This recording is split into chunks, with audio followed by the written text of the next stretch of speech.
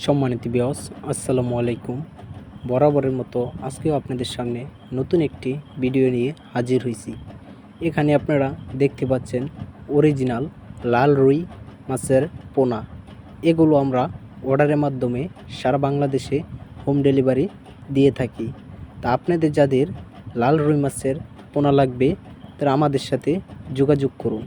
আমাদের ঠিকানা ধলা, ত্রিশাল, ময়মনসিংহ।